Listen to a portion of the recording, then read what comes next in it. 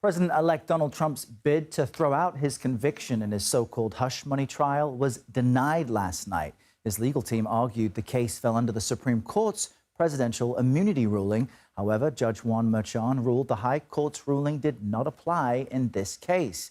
Trump was convicted earlier this year, you'll remember, on 34 counts of falsifying business records in an effort to cover up an alleged affair with adult film star Stormy Daniels ahead of the 2016 election. I covered this extensively. Well, the president-elect denies any wrongdoing, and prosecutors argued the Supreme Court's decision had no bearing on this case since Trump was convicted of crimes that took place before he became president. For more on all of this, let's bring in CBS News political reporter Libby Cathy. Libby, any response from the Trump team on this decision yet?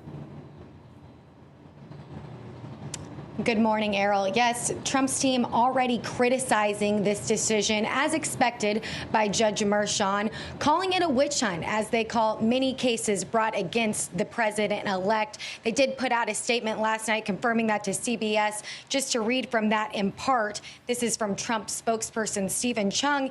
He called the case lawless, said it never should have been brought, and said the Constitution demands that this immediately be dismissed. Now, Chung's grounds for saying that is because they're citing the Supreme Court's decision on presidential immunity. However, as you just spelled out for us, that judge last night rejecting a bid to overturn Trump's felony hush money criminal conviction on the grounds of that presidential immunity. So Trump's team criticizing this decision. Trump himself may be expected to weigh in on Truth Social later on today. We'll be watching, but it's kind of what we expect from his team. Meanwhile, Democrats and prosecutors in New York say this is an example of Trump and no one being above the law, Errol. Speaking of what to expect from Trump, yesterday he held his first press conference since winning the election. Let's just play a clip of what he said about RFK Jr. That's his pick for Health and Human Services Secretary.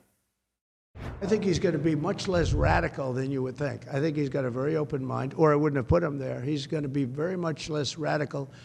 But there are problems. I mean, we don't do as well as a lot of other nations, and those nations use nothing. And we're going to find out what those problems are. They're trying to de-radicalize RFK Jr. Help us understand the Trump's strategy as it comes to his cabinet.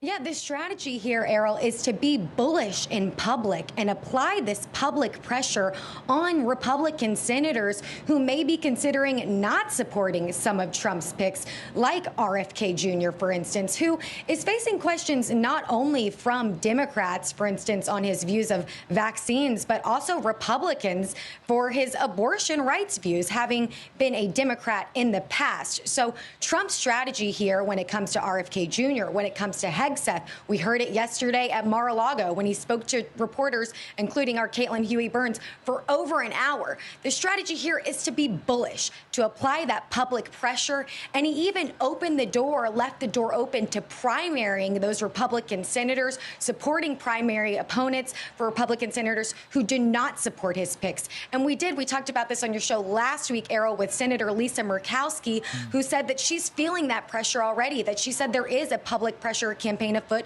that you're seeing it already with Trump's nominees, but this is absolutely part of the strategy to gin up public support and to make it difficult for some of these Republican senators to not support it because out of fear of how MAGA world and Trump supporters will respond. Real quickly, I'll just mention Joni Ernst. We saw this last week with her. She didn't support Pete Hegseth.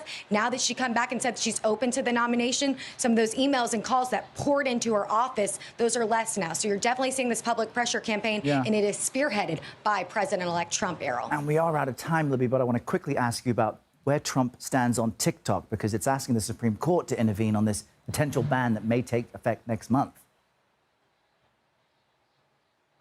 Yeah, quickly, Earl, Trump said yesterday that he has a warm spot in his heart for TikTok after previously supporting this ban, after previously saying that the company should be sold off. Now, yesterday, saying that he wants to look at something, a way to work it out, saying that he has a warm spot because of the youth vote, which he says he won by many points, and knowing that they are on TikTok, Errol. So we will watch to see if that sale actually goes through January 19th or if Trump weighs in and tries to intervene here. Yeah, he is popular on that app. Libby Cathy, thanks so much.